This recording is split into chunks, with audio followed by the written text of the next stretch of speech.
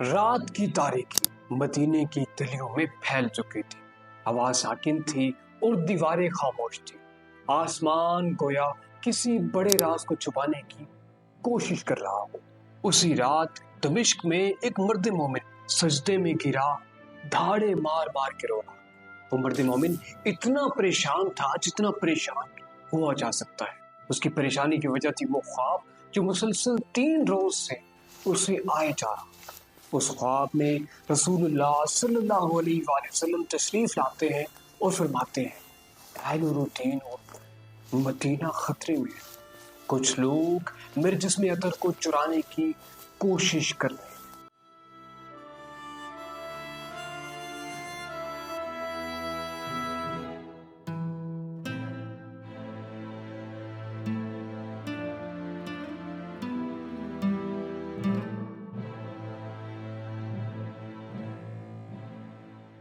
تاریخ کے صفحے پلٹے تو کہیں دور شام کے ایک شہر حلب کے ایک وسیع میدان میں ایک چھوٹا سا بچہ گھوڑے کی پیٹھ پر بیٹھا ہوا نظر آتا ہے۔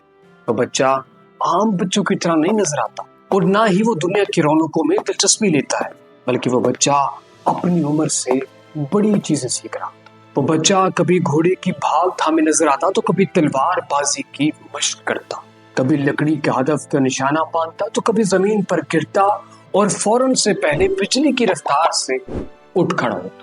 وہ بچہ صرف جنگی مہارتیں ہی نہیں سیکھ رہا تھا، بلکہ جو ہی مغرب کے بعد سورج غروب ہوتا تو وہ عبادت اور ریاضت میں لگ جاتا، طویل سجدے کرتا اور قرآن پاک کی تلاوت کرتا۔ اکثر اوقات سجدوں میں اس کی آنکھیں آنسو سے بھیگ جاتی تھی۔ اس جنگ کے شدائی اور سچے سچے مرد مجاہد کو دنیا نور الدین زنگی کے نام سے جانتی ہے۔ نور الدین زنگی بچپن سے جوانی کی دہلیز پر قدم رکھ چکا تھا، جہاں اکثر شہزادے غرور و تکبر، رقص و زنا اور دیگر غلیظ محفلوں میں شامل ہو جاتے ہیں، وہیں نور الدین زنگی سادگی، علم و حکمت، دانش مندی، جنگی مہارتوں اور عبادات کی چادر میں چھپا ہوا تھا۔ اس کی جوانی کا ایک قصہ ہے کہ جب مغلوں کے جد امجد ظہیر الدین بابر نے تمام شہزادوں کے لیے ایک بڑی محفل کا انعقاد کیا۔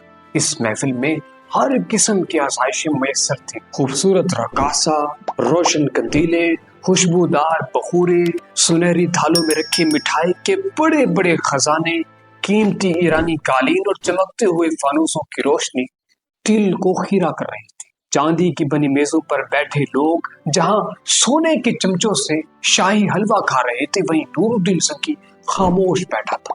وہیں بیٹھے بیٹھے اچانک وہ اپنی جیب سے اپنا لوہے کا چاقو نکالتا ہے اور اسی چاقو سے اس حلوے کو کاٹ کر کھانے لگتا ہے۔ جب ظہیر الدین بابر نے نور الدین زنگی کو چاقو سے حلوہ کاٹ کر کھاتے ہوئے دیکھا تو وہ سکتے میں آ گئے۔ ظہیر الدین بابر کے لبوں سے بے اختیار یہ الفاظ نکلے، میں نے کئی جنگیں دیکھی اور کئی سپاہی دیکھے ہیں، مگر یہ لڑکا کوئی عام انسان نہیں ہے۔ میری آنکھیں جو دیکھ رہی ہیں وہ تم نہیں دیکھ سکتے۔ یہ نوجوان یا تو میرا تخت الٹے گا یا میرے بیٹے کا تخت الٹ دے گا۔ یہ بات ہے 1095 کی، جب صلیبیوں نے پہلی مرتبہ مسلمانوں کو للکارا۔ پوپ اربن نے مسلمانوں سے یروشلم اور دیگر مقدس مقامات آزاد کروانے کے لیے تمام یورپی عیسائیوں کو جنگ کی دعوت دی۔ پوپ اربن کی ایک کال پر پورے یورپ کے صلیبیوں نے لبیک کہا اور 1096 سے پہلی صلیبی جنگ کا آغاز ہوا۔ 1097 میں صلیبی لشکر قسطنطنیہ پہنچا، پھر اناطولیہ کے رستے شام کی طرف بڑھا۔ 1098 میں صلیبی لشکر نے انطاکیہ اور الرحا پر قبضہ کیا، جہاں انہوں نے ایک الگ صلیبی ریاست قائم کی۔ 1099 میں صلیبی لشکر نے یروشلم پر خون ریز حملہ کیا اور اس شہر پر قبضہ کر لیا۔ اس شہر میں قبضہ کرنے کے بعد انہوں نے ہزاروں مسلمانوں کو تہہ تیغ اتار دیا اور وہاں خون کی ندیاں بہا دی گئی۔ یہ مسلمانوں کا بہت بڑا سانحہ تھا۔ اس کے بعد مسلم دنیا کئی دہائیوں تک بکھری رہی۔ صلیبی اب ان تمام علاقوں میں پھیل چکے تھے جہاں پہلے مسلمان آباد تھے۔ اب اس بات کا خدشہ ہونے لگا تھا کہ کہیں یہ صلیبی حلب، موصل اور بغداد تک نہ پہنچا، اور اس وقت مسلمانوں میں کوئی بھی ایسا مرد مجاہد نظر نہیں آ رہا تھا جو ان صلیبیوں کے سامنے سیسا پلائی دیوار بن سکے۔ بالآخر 1144 میں عماد الدین زنگی نے صلیبیوں کو پیغام بھجوایا، یہ زمین مسلمانوں کی ہے، اسے چھوڑ دو، ورنہ تمہاری ریاست، تمہارے قلعے اور تمہارے چرچ سب کچھ میرے گھوڑوں کے سموں تلے رون دیے جائیں گے۔ صلیبی اس وقت اتنا طاقتور تھے کہ وہ اس قسم کے پیغام ان کے سامنے کوئی بھی ویلیو نہیں رکھتا تھا، لہٰذا انہوں نے عماد الدین کے اس پیغام کو بے دردی اور بڑی بری طرح سے رد کر دیا۔ پیغام رد ہونے پر عماد الدین زنگی غصے میں آ گئے اور پھر جنگ کا طبل بجا، نیزے آسمان چیرنے لگے، تلواریں بجلی کی مانند چمکنے لگی اور اللہ اکبر کے نعروں سے صلیبی کانپ اٹھے۔ عماد الدین کا لشکر اپنے خیمے میں آرام کر رہا تھا، اس کے ذہن میں بیت المقدس کی آزادی کے خواب گھوم رہے تھے، مگر آج موت عماد الدین کے طاق میں تھی۔ چند بدبخت غلام جن کی وفاداری کو چند سکوں کے عوض خریدا جا چکا تھا، وہی غلام خاموشی سے خیمے کے اندر گھسے اور عماد الدین پر 25 خنجروں کے وار کیے۔ اس نے اٹھنا چاہا مگر تب تک اس کی پشت پر کئی سارے خنجر بے بس ہو چکے تھے۔ عماد الدین کے آخری الفاظ جو اس کے منہ سے ادا ہوئے وہ یہ تھے کہ یا اللہ، میرے خوابوں کو ادھورا مت چھوڑ۔ دمشق کی فضا میں ایک ہولناک سناٹا تھا، ہر دیوار، ہر کوچہ ماتم کرتا دکھائی دیتا تھا، کیونکہ شام کی سرزمین اپنا سب سے بہادر سپوت کھو چکی تھی۔ وہ سوچ میں تھے کہ آخر وہ کون جوان ہوگا جو اس عظیم تاج کو پہنے گا۔ پھر اچانک میدان میں ایک جوان اترا، اس کے سینے میں آگ اور آنکھوں میں بجلی سی چمک تھی۔ محل کی راہداریوں میں اس کے قدموں کی گونج سنائی دی۔ مکار وزیروں کی کانپتی زبانوں اور مغلوب بادشاہوں کی آنکھوں نے دیکھا کہ نور الدین زنگی سلطان کا تاج پہنے تخت پر براجمان ہے۔ اس تخت کو حاصل کرنے کا واحد مقصد بیت المقدس کی آزادی تھی۔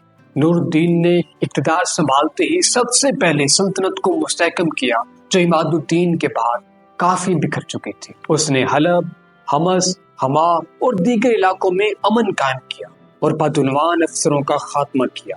اپنے قاضیوں کو انصاف کرنے کی مکمل آزادی تھی۔ 1149 میں انتب کے خون ریز جنگ کے بعد صلیبی رہنما ریمونڈ کو شکست دے کر قتل کر دیا۔ نور الدین زنگی نے 1154 میں دمشق کو فتح کر کے اپنی سلطنت میں شامل کر لیا اور دولت زنگیہ کو پہلے سے زیادہ مستحکم بنا لیا۔ نور الدین زنگی وہ پہلا بادشاہ تھا جس نے پہلی مرتبہ دربار میں شیعہ سنی اختلافات کو ختم کرنے کی کوشش کی۔ وہ چاہتا تھا کہ بیت المقدس کی آزادی کے شیعہ اور سنی تمام مسلمان ایک جان اور یہ متحد ہو کر لڑیں اور ایک مرتبہ بیت المقدس کو صلیبیوں سے آزاد کروا لیں۔ نور الدین زنگی کے تمام واقعات، تمام کارنامے ایک جگہ، لیکن ایک ایسا واقعہ جو نور الدین زنگی کو تمام بادشاہوں سے معتبر بناتا ہے وہ یہ ہے کہ ایک روز نماز تہجد ادا کرنے کے بعد نور الدین زنگی جب سوتا ہے تو اسے خواب آتا ہے۔ اس کے خواب میں رسول اللہ صلی اللہ علیہ وآلہ وسلم تشریف لاتے ہیں